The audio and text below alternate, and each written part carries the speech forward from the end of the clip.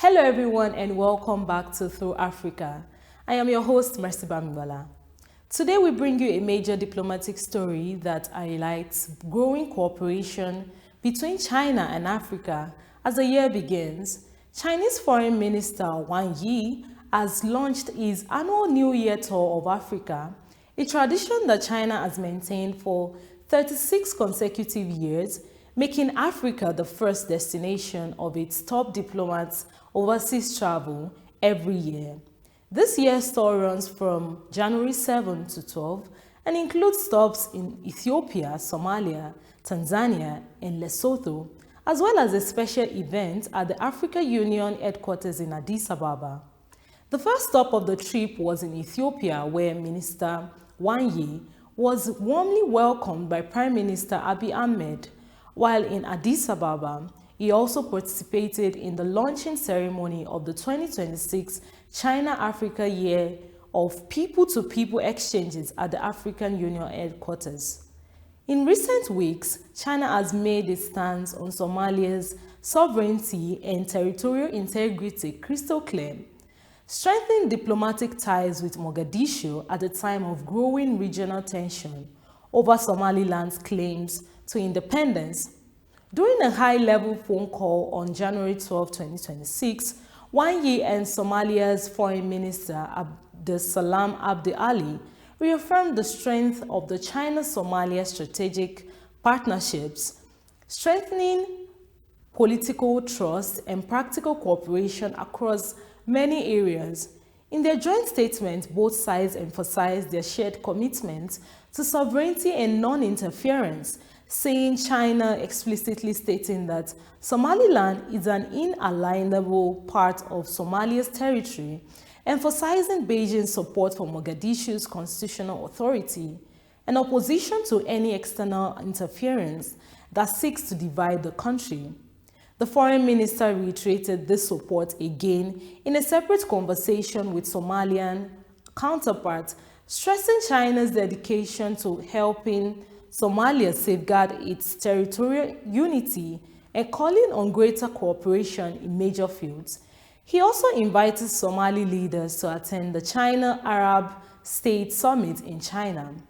Somalia, for its part, thanked China for standing with it against separatism and external interference and reaffirmed its support for the One China principle, showing a deep mutual diplomatic alignment.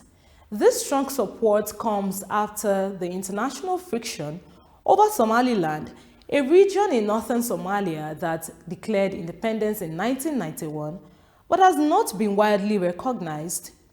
China's foreign ministry spokesperson made it clear that external actors should not support separatist movements for their own geopolitical gains and urged Somaliland authorities to pursue dialogue with Somalia's federal government instead of seeking outside backing.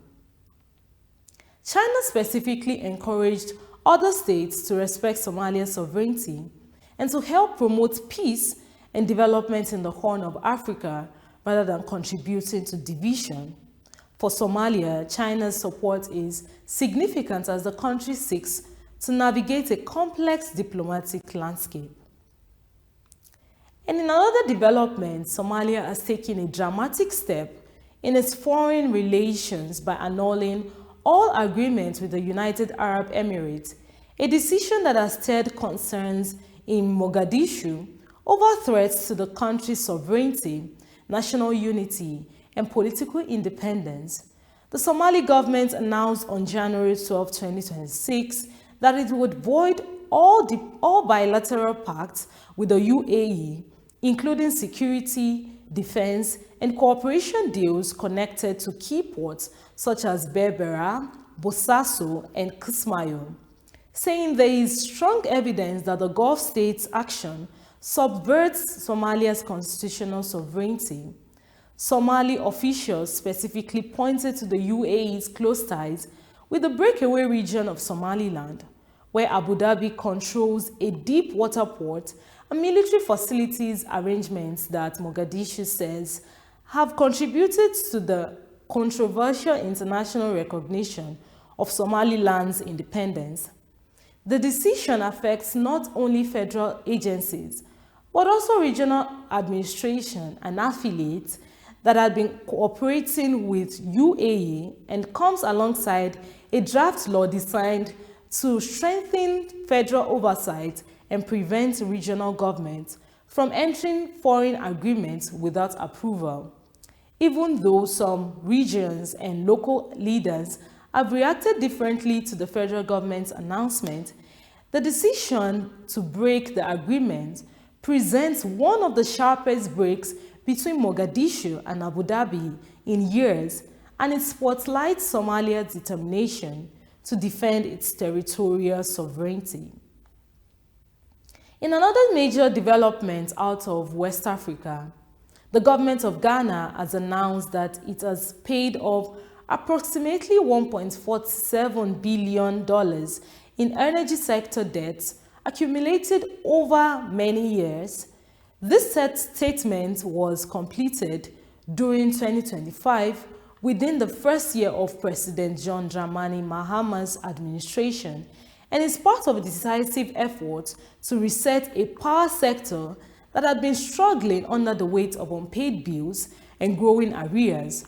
According to the Ministry of Finance, the payments included $597 million to fully restore a depleted World Bank partial risk guarantee, a critical financial safeguard that had been exhausted over the previous government, and which is vital for unlocking nearly $8 billion in private investments for gas fields like offshore Cape 3 Points and the Sankofa gas project.